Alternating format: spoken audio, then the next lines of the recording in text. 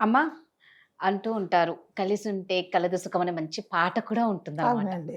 అవి నిజంగా 10 మందితో ఉంటే అమ్మ, నలుగురితో ఉంటే ఆ ఎనర్జీ లెవెల్స్ వేరే లెవెల్‌లో ఉంటాయి. ఈవెన్ మనం డల్‌గా ఉన్నా కూడా నలుగురు మనతో ఉన్నారు. అది గూడా అమ్మ గొడవలు పెట్టుకునే వాళ్ళతో కాదు గానీ, మంచిగా నవ్వుతూ, మాట్లాడుతున్న వాళ్ళలో మనకున్న రోగాన్ని గూడా మర్చిపోయి మనం హెల్తీగా ఉంటాం. అవును. అంటే సుఖమే కాదు, ఆ కలిసుంటే ఆరోగ్యం కూడా మన చెంతనే మనతోనే ఉంటుంది. అది కూడా మంచిగా ఏడ్చే పీపుల్‌తో కాదు, నవ్వుతూ, నవ్విస్తూ ఉన్న వాళ్ళతోనే ఉండాలి. మాత్రమే. ఆ! ఆళ్ళతో మాత్రమే. మాత్రమే, టర్మ్స్ అండ్ మాత్రమే కండిషన్స్ ఉంటుంది ఏందంటే ఖచ్చితంగా. అదుంటది. సో, నిజంగా అమ్మ అప్పట్లో అందరున్నారు కాబట్టే ఈ విడాకులనేది, లివ్ ఇన్ అనేది ఏవి లేకపోయేవి. ఇప్పుడు అలా లేదు కాబట్టే భయం అనేది ఇంట్లో ఇటు కోడలికి కానీ అత్త భయం లేదు. కొడుకుకి అమ్మ భయం లేక గొడవలు ఎక్కువైపోయి విడిపోయే ఫ్యామిలీస్ జంటలెక్కువైపోతున్నాయని చెప్పుకోవచ్చు. ఎప్పుడైతే ఇంట్లో పెద్దవాళ్ళుంటే ఆ పెద్ద దిక్కు వేరు. అంటే మామూలుగా అంటారు చూడమ్మా, "అరె! ఆయన తిరగకపోయినా పర్వాలే. మంచాన ఉన్న ఇంట్లో ఒక పెద్ద మనిషి. మనిషున్నాడు."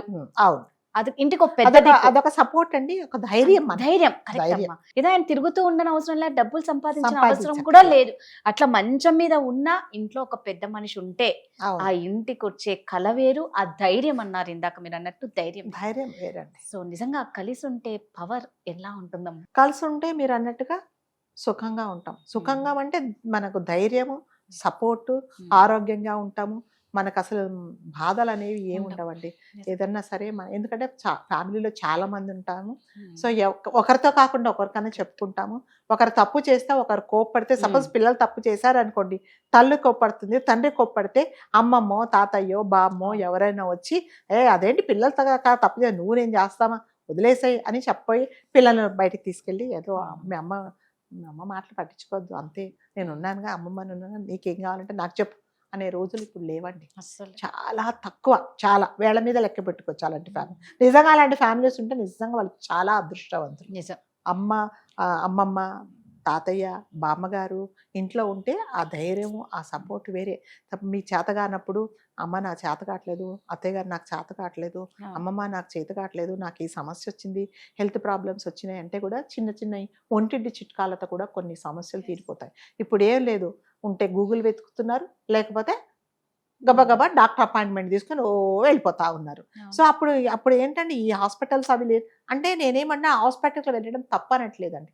చిన్న వాటికి కూడా అంటే హ్మ్. మనకు తెలియట్లేదు. ఇంట్లో యెస్. పెద్దవాళ్ళు లేక, కరెక్ట్. ఏమి చెప్పలేక, వాళ్ళకు తెలియక ఈ పరిగెత్తుతున్నారు హాస్పిటల్. ఇంకా కొంతమంది ఏం చేస్తున్నారు చెప్పినా కూడా నీ పాతకాలంవి ఇప్పుడంతా ఏం నడవవు అని కూడా అంటున్నారు. సో, అంటున్నారు. దానికైతే మనం ఏం చేయలేము. సో, తల్లి చెప్పితే, అమ్మమ్మ చెప్తే, అత్తయ్య చెప్తే, బామ్మ హ్మ్. చెప్తే వినరు గానీ గూగుల్ ఓపెన్ చేసేసి సో, గూగుల్‌లో అడిగితే చెప్తారు గదండీ! హ్మ్. అది చాలా నమ్మకం. మరి ఆ గూగుల్‌కి ఎవరు ఎక్స్‌పీరియన్స్ ఇచ్చారో మనకైతే తెలీదు. సో, అందుకని ఎప్పుడైనా ఇంట్లో పెద్దవాళ్ళుంటే యెస్. చాలా మంచిదండి. ఇప్పుడు ఈ మధ్య కాలంలో చిన్న ఫ్యామిలీస్ అయిపోయి పిల్లలు కానీ, తల్లిదండ్రులు కానీ, ఇంట్లో ఉండే వాళ్ళకి కానీ ఏదైనా సమస్యలొచ్చినప్పుడు చెప్పుకుండే వాళ్ళు లేక ఈ కౌన్సిలర్ దగ్గరికి, సైకాలజిస్ట్‌ల దగ్గరికి వెళ్ళిపోయి వాళ్ళదేముండదండి. ఏం సమస్య ఉండదు. ఏమి సమస్య ఏముంటుందంటే ఒంటరిగా ఫీల్ అవుతున్నా. హ్మ్. నా చుట్టూ మనుషులున్నా లేనట్టు కనిపిస్తుంది. హ్మ్. ఇవన్నీ ఏంటి నువ్వు ఊహించుకుంటున్నావు కదా! చుట్టూ ఉన్నన్ని నువ్వు చెప్పవు. నువ్వు చెప్పినా వినే దిక్కు లేదు నీకక్కడ. మరి అలాంటప్పుడు ఇంక అట్లాంటి హ్మ్. రోగాలే వస్తాయి కదండీ! ఎలాంటి రోగాలొస్తాయి అవును. చెప్పండి? సో, మనుషులు ఎప్పుడైనా ఒకరికొకరు తోడుండాలండి.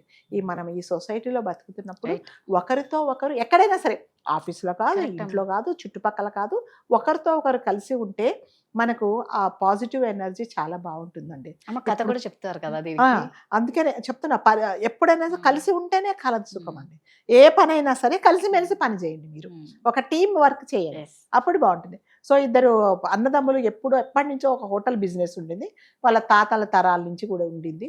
వాళ్ళ అమ్మగారు అదే నడిపారు. వాళ్ళ నాన్నగారు అదే నడిపారు. ఈ అన్నదమ్ములు కూడా హోటల్ బిజినెస్‌లో చాలా పర్ఫెక్ట్‌గా నడిపించుకుంటున్నారు.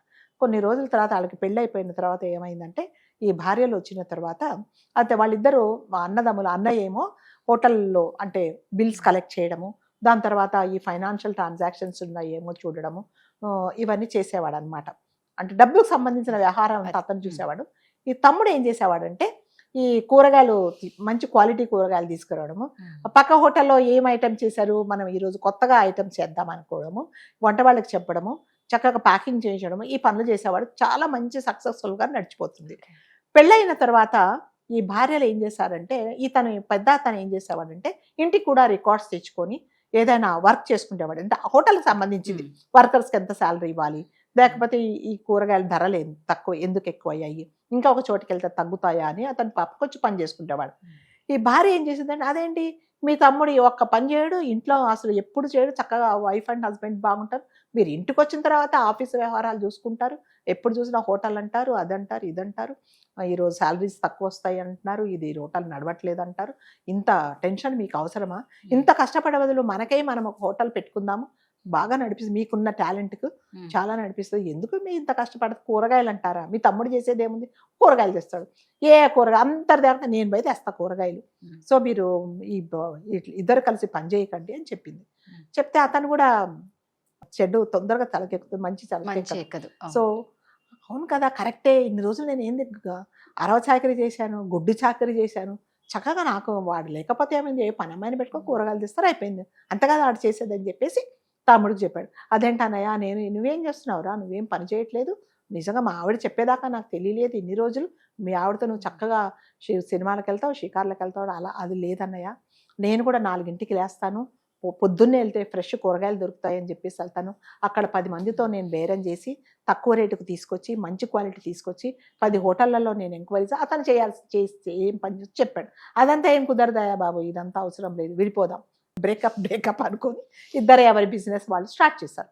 ఒకరికేమో మేనేజ్మెంట్ తెలీదు, ఒకరికేమో ఈ లోపల కూరగాయల సంగతి తెలీదు.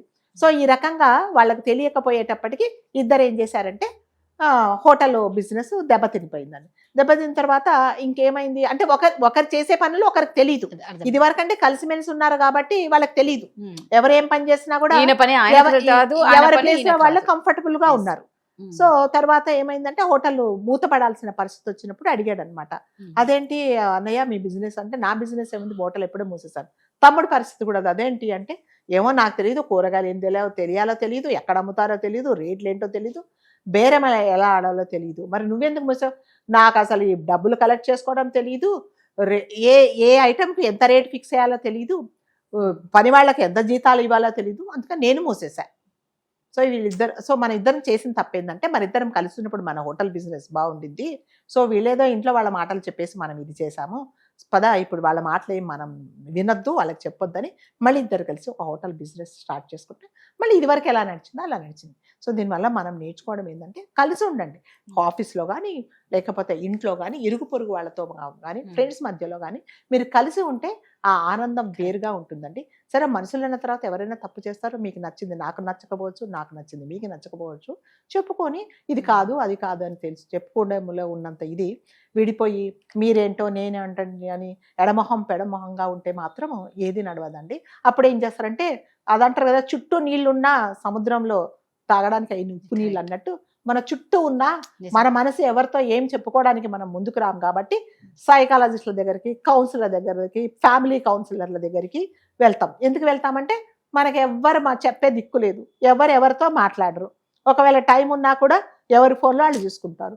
ఇద్దరు ఫ్రెండ్స్ ఉన్నారనికి ఇద్దరు ఎక్కడ కలుసుకుందాం రా మచ్చ మామ అనుకుంటారు, వెళ్ళిన తర్వాత ఏం ఉండదు, ఎవడి ఫోన్ ఆవిడ చూసుకుంటాడు. ఇంటికి వచ్చినా అంతే అమ్మా, ఒకరి ఇళ్ళకి వెళ్ళినా అట్లే ఉంటారు మనుషులు. ఎలా అంటే ఫోన్ లో ఉన్నట్లు మనుషులు పక్కన ఉన్న వాళ్ళకి ఇది వరకు ఏమంటే, మన ఇంటికి ఎవరైనా బంధువులు కానీ ఫ్రెండ్స్ కానీ వస్తే మన పెళ్లి ఆల్బమో లేకపోతే మనం చేసిన ఏదో ఇంట్లో మన టాలెంట్తో ఏదైనా చేసినావో, ఇదిగోండి మా అమ్మాయి పెయింటింగ్ చేసింది, మా అమ్మాయి ఇది చేసింది అని చెప్పుకునేవాళ్ళం. ఇప్పుడు ఏం లేదు, ఎవరి యూట్యూబ్లో వాళ్ళు చూసుకుంటున్నారు, ఇంకెవరు మాట్లాడతారండి, ఎవరు మాట్లాడే దిక్కు లేదు. కనీసం పేపర్ చదవట్లేదండి ఇప్పుడు ఎవరు, పేపర్ అనేది అసలు న్యూస్ పేపర్ అనేది ఎవరు చదవట్లేదు. ఆ న్యూస్ పేపర్ డబ్బులు ఎందుకు దండగా యూట్యూబ్లో ఆన్ చేసుకో. సో ప్రతి ఒక్కటి ఈ ఫోను అనేది మనకి ఎట్లా అయిపోయిందంటే, ఊపిరి ఆగిపోయినా కూడా ఉంటామేమో కానీ ఫోన్ లేకపోతే ఉండలేము అనే పరిస్థితి వచ్చి చుట్టూ ఉన్న మనుషులందరినీ దూరం చేసుకొని ఎవరితో ఏమి చెప్పుకోకుండా లోన్లీగా ఫీల్ అయిపోయి హాస్పిటల్ చుట్టూ తిరిగి, లేకపోతే సైకాలజిస్టుల దగ్గరికి వెళ్ళి వాళ్ళతో కౌన్సిలింగ్ చేసుకొని, ఆయన కూడా అదే చెప్తాడు, బాబు నీ ఇంట్లో మనుషులు ఉన్నారు కదా, వాళ్ళతో నీ బాధలు ఏందో పంచుకో, నువ్వు కాస్త నీ మైండ్ బాగుపడితే నీకేమీ రోగం లేదని చెప్తాడు. సో అందుకని కలిసిమెలిసి ఉంటేనే చాలా మంచిదండి. నిజమమ్మా, ఒక ఇంట్లోనే కాదు ఆఫీస్లో కూడా ఎక్కడైనా సరే ఒక మనిషితో మనిషి కలిసి ఉంటేనే అక్కడ హ్యాపీగా ఉంటుంది. అంతే కదా. ఆ పని కూడా చేయాలి అని అనిపిస్తుంది. అంతే మీ మీ మీ పని నాది, నా పని నీది. ఇప్పుడు నేను వస్తానండి ఇంటర్వ్యూకు. మనం ముందు అనుకుంటాం, అమ్మా ఇదిగో ఇవి డిస్కస్ చేద్దాము, ఈ పాయింట్స్ అంటారు. ఏదన్నా అడగండి, నాకు సంబంధం లేదు. మీరు ఏదైనా చెప్పుకోండి, నాకు సంబంధం లేదంటే అయిపోయింది. ఇంకేముంది, అది పాడైనట్టే. అందుకని ఎప్పుడైనా Right. కోఆర్డినేషన్ అనేది Yes. మనతో ఉండాలి. మన కెమెరామెన్ విక్రమ్ కూడా మనతో పాటు కలిసిమెలిసి ఉంటే ఇంకా చాలా సక్సెస్ఫుల్ అవుతుంది షో. సూపర్ అమ్మ. Thank you. Thank you. Suman టీవీలో మీ పర్సనల్ అండ్ బిజినెస్ ప్రమోషన్స్ కోసం కింది నెంబర్కి కాంటాక్ట్ చేయండి.